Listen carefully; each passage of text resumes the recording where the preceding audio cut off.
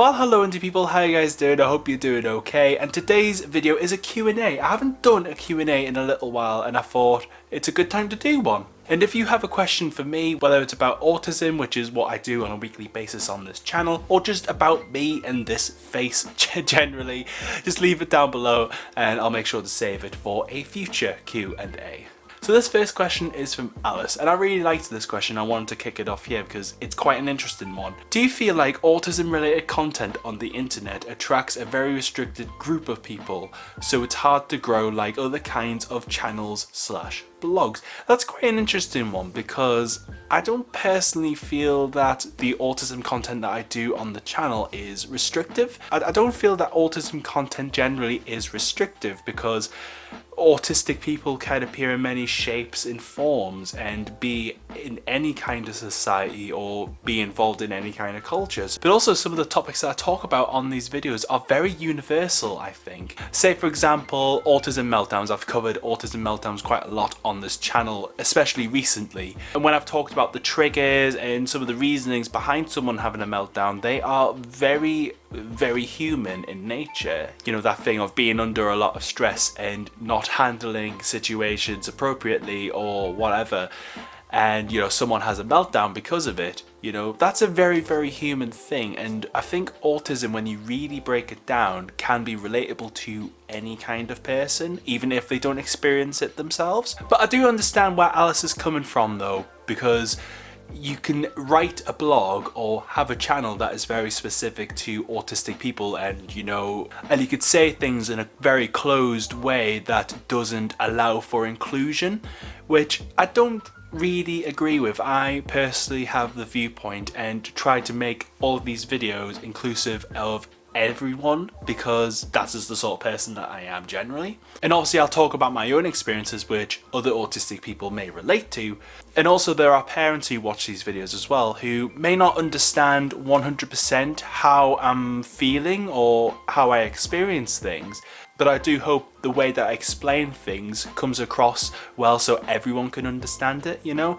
So I don't feel that autism and talking about autism online can be restrictive. I think it's really dependent on the person who's delivering the content and also the way that it's spoken about. Because if it's spoken in a way that's universal and everyone can understand it, then I think it can be inclusive for everyone, really. I really like that question, so thank you very much for that, Alice. Now this next one is from Instagram, and I took a lovely picture of myself because that's the sort of person that I am. If you're not following me on social media, there are my banners and links are down below as well. But this question is, if you didn't do YouTube and any other social networking, what would you think you would be doing? I would be doing more band stuff. Like, if you didn't know, I play the guitar and I'm in a band currently called Sonic Void, and you know, I'd probably be focusing a lot more on that, you know, focusing on getting recordings done and you know, getting shows, playing shows and things like that. The thing is, I still do the band stuff even though I do this, you know, this whole YouTube thing, doing social media for me is something for me, and it's my own like little project and I love doing it. I thoroughly love doing it, and well, that's why I do it, you know. But the band thing, the reason I love doing it is because I love music. Like, music is one of those things that really I connect to in a really heavy way, and you know, it's a special interest. Like, I really love looking at music theory. I love understanding how effects work, like on guitar pedals and things like that, and you know, understanding the way someone plays something. You know, it is all very interesting to me.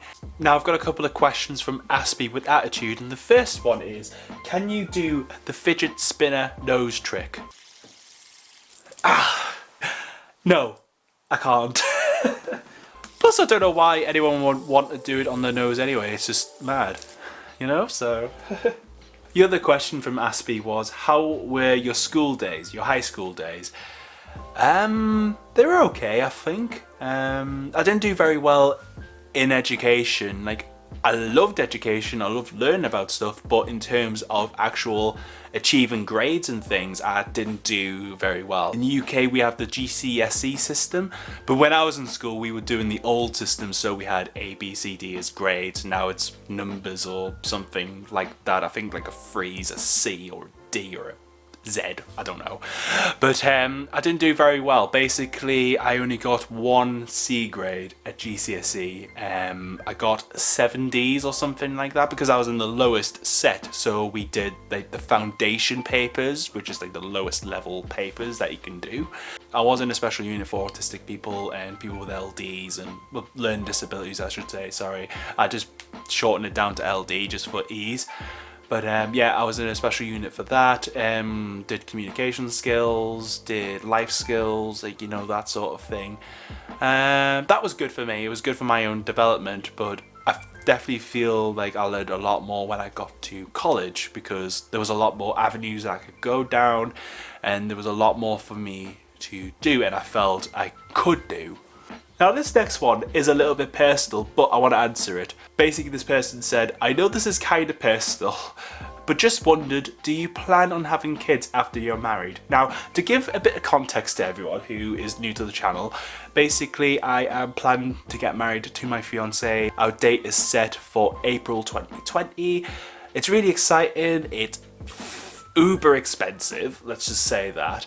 And quite simply, yeah, I would love to have kids, especially after the wedding as well. Maybe not directly after the wedding, maybe in a year or two's time afterwards. Now it's strange, when I was younger I didn't really think kids were going to be a thing in my future, but now it's more than likely that I could have kids, like little mini-me's running around. Firstly, it would just be really funny. But also the other reason why I'd want kids is because, well, Nicola said it best the other day, you know, wouldn't it be nice to have something or produce something that's from the two of us, you know, seeing them grow and develop and for them to do something potentially really good with themselves or the planet. You know, how cool would that be? I was thinking, yeah, I guess you're right. We've already talked about, you know, who would be the better parent. I've said that Nicola would be the better parent because I feel that I would just say yes to everything because I don't like confrontation of any sort. I think she would be quite stern, but fair. I think she would be fair. But I definitely think I'll be the fun parent, you know, I'll go on all of the roller coasters, all of the rides with the kids. Nicola doesn't really like that sort of thing, which is totally cool. It just means I can do all of my favourite things, like go on rides and stuff and just act crazy because I've got little minions running around after me, you know? Yeah.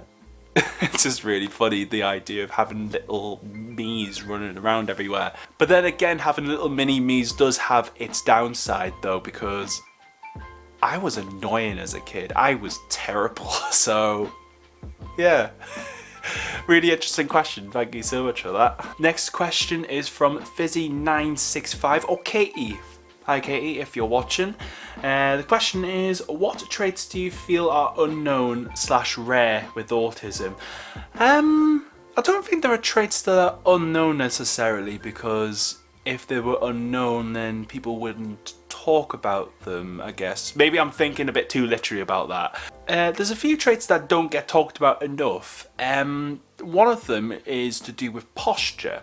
Now, some autistic people, when it comes to posture, are very bad with their posture. Bad posture can actually be a sign of someone being on the spectrum, and I don't know the reasoning behind it. If someone does know, let me know down below in the comments, because I would really love to know the answer as to why. But I know that's something that's not talked about enough, you know, bad posture. Especially when it comes to females on the spectrum, like a female could have really bad posture and it's just seen as like laziness, or they've just generally got bad posture, but they could actually be on the spectrum. Another trait surrounding autism that I think doesn't get talked about enough is actually picky eating. Now, picky eating, especially when it comes to kids, I can understand that some kids just are really fussy or just don't want to eat because kids just are weird.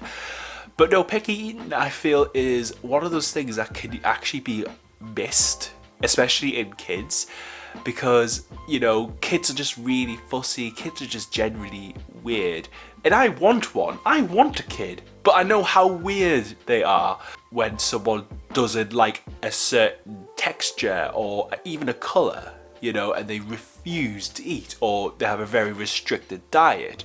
You know, that could be something that could lead towards autism or something like that. But that's another area I think doesn't get discussed enough when it comes to diagnosing autism. And actually, what traits do you think don't get discussed enough, either on YouTube videos or just people in general? Let me know down below. But if you want to see more of my videos, there's some playlists right there. Remember to hit the like button down below and subscribe to see more videos. But for now, stay you, stay indie. I hope you have a great day, and I hope to see you next time.